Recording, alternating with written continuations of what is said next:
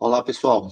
Hoje são 1 do 2 de 2025, né? Vamos fazer a nossa videoaula referente a esse sábado letivo, né? No caso, a plataforma é só aula 32, né? De 1 do 2. Hoje vamos falar basicamente de criação e manipulação de arquivos em Java, especialmente leitura de arquivos linha a linha. Então, vamos lá. Então, pessoal, eu vou trabalhar com código aqui já com vocês, né? Com esse código que eu preparei, acabei me perdendo nas telas um pouquinho aqui, mas vamos lá. Eu preparei esse código, vou mostrar aqui para vocês que eu estava falando, que eu estava usando outra tela, tá? Então, aqui na aula, o aula 82, né? Tá no Moodle já, referente ao sábado letivo de 1 do 2, hoje são 1 do 2 de 2025. E aqui você vamos trabalhar com criação e manipulação de arquivos em Java, mais especificamente leitura do arquivo linha a linha. Então, eu vou mostrar para vocês aqui, ó,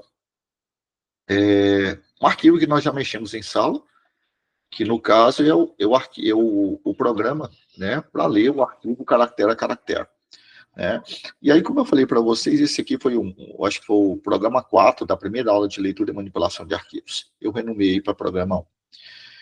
Então, eu expliquei para vocês na época que isso aqui eu estou criando uma variável, né, estou criando um objeto, né, do tipo file para me manipular este arquivo. Né? Então, eu crio um objeto.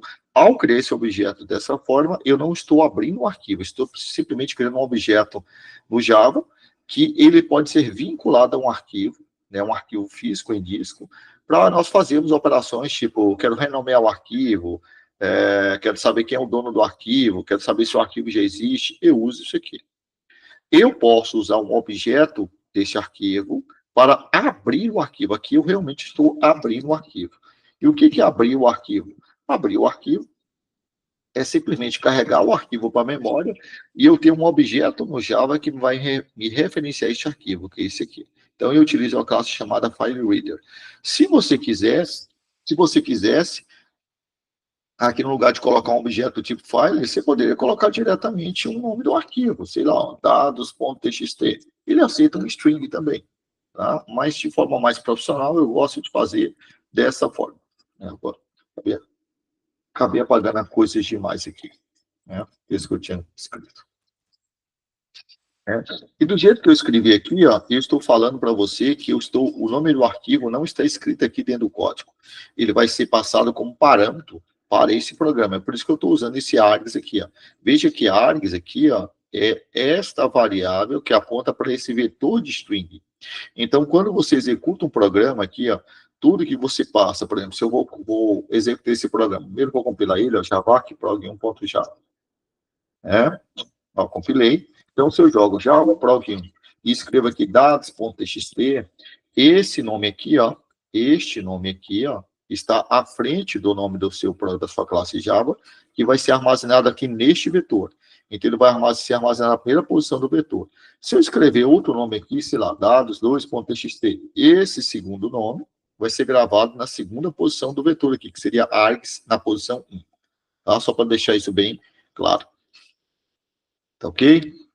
Bom, e aí o que esse programa faz? Então, eu abro o arquivo assim formado pelo usuário, ou seja, crio um objeto tipo file com o nome do arquivo assim formado pelo usuário, abro realmente o arquivo, e aqui eu começo o processo de leitura desse arquivo.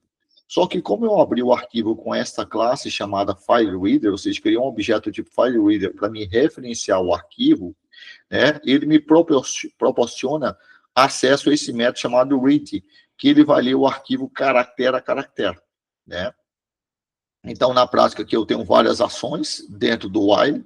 Lembre-se que o while aqui ele só aceita como valor dentro do seu parênteses aqui somente um valor booleano. Como eu coloquei uma expressão aqui, essa expressão tem que, ao ser executada essa expressão que está aqui dentro, ele tem que me resultar um valor booleano.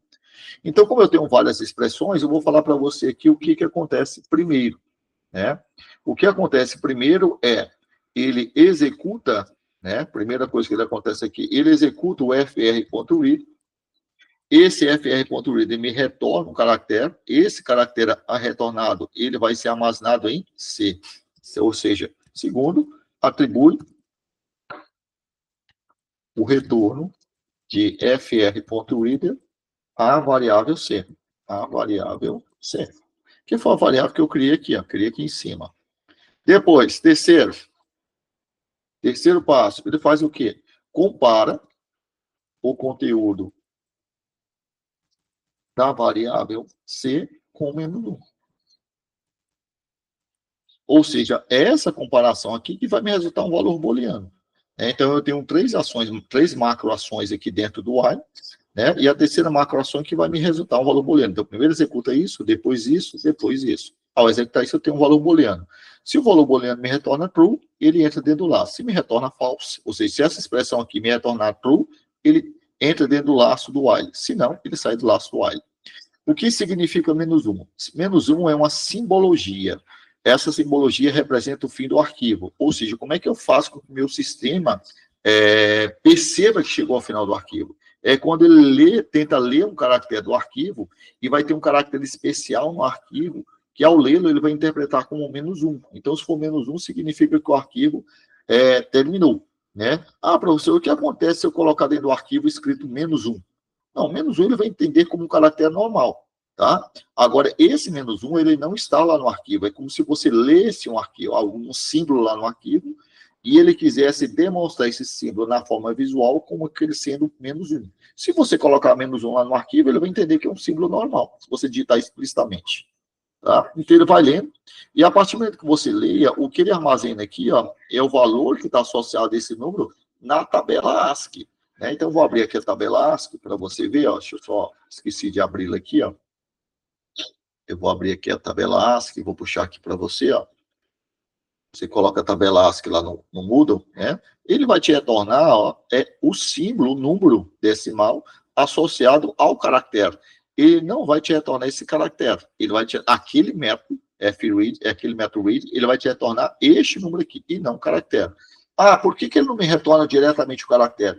Porque quem fez a construção, ou seja, quem fez a construção desse método, ele falou assim, não vou ter mais este trabalho de converter o número, ou seja, eu já li a sequência de bits lá no HD, na memória, quer dizer, li aquela sequência de bits na memória, já já transformei esses bits para um valor decimal.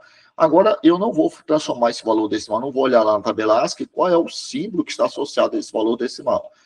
Isso é uma opção desse projeto de quem fez isso aqui, porque tem muitas situações que eu quero abrir um arquivo, mas eu não quero visualizar o conteúdo desse arquivo na tela. Então, essa opção é a melhor. Né? Aí, nesse caso, se eu quero transformar este arquivo, este caractere, este número que eu li na forma de caractere da tabela ASCII, aí eu faço um cache, que é isso aqui. Né? Ou seja, pega o número que está em C, faça um cache, ou seja, o que é fazer um cache nesse caso? É simplesmente ele vê aqui, ó, é o número 65, fazer um cache é o quê? Fazer uma relação, 65 está associado a que letra? A. Então ele obtém o A. Ou seja, fazer o cache aqui é fazer a associação e me dar o retorno dessa associação. Fazer a associação do número 65 na tabela ASCII, ele vai te retornar o quê? A.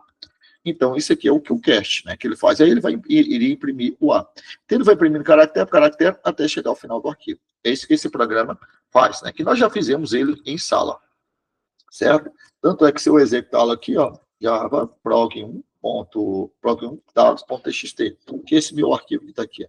Vou dar um enter, ó, ele imprimiu o conteúdo do arquivo que tem uma lista de nomes, ó, tá vendo? Ele me deu essa lista de nomes, perfeito. Agora, o que eu vou mostrar para você é como trabalhar com este arquivo aqui, ó, fazer um mesmo arquivo, só que utilizando um método que ele vai te retornar a leitura linha a linha. É o que nós vamos fazer agora. Então, vou pedir para criar um novo arquivo aqui, ó. Não se preocupe que eu vou colocar esses arquivos para vocês lá na plataforma, prog2.java. Eu vou copiar aqui ele todinho, o conteúdo desse prog1, né, lá para dentro, eu vou só fazer as alterações necessárias. Eu vou copiar aqui até o file. Eu esqueci de comentar esse through exception aqui, mas eu vou comentar nesse código aqui, que também vai necessitar. Tá aqui, o prog2 está o mesmo programa. Eu vou até alterar aqui, tirar o through exception, só para te mostrar o erro que ele vai te gerar. Ó, Ctrl X. E ele me retorna o erro toda vez que você estiver manipulando um arquivo. Aqui, manipulando um arquivo para ler o arquivo. Aqui, manipulando um arquivo para ler. Por que ele me dá erro? Ele me dá erro por uma questão de conservadorismo. Né? A linguagem de programação fala, ó, eu quero que você trate um possível erro que pode acontecer na manipulação do arquivo. Que possível erro é este? Por exemplo, você pode não ter permissão de abrir o arquivo. Isso é um possível erro. Segundo, você pode não ter permissão de ler o conteúdo do arquivo. Outro possível erro que pode gerar. Então, pode gerar esses erros. Então, o que eu faço? Eu pego, utilizo isso aqui, close, ou seja, redireciono, estou falando assim, ó, eu vou fazer um tratamento para que caso isso aconteça, mas eu estou delegando esse tratamento, né, dessa exceção, que é a exceção de entrada ou saída, uma exceção de entrada de output e input, ou seja, exceção de entrada e saída de dados. Estou delegando esta exceção que possa ocorrer na execução desse código para quem chamar o método main. Quem está chamando o método main é a máquina virtual. Então, ela que se vire. E o tratamento da máquina virtual, caso algum erro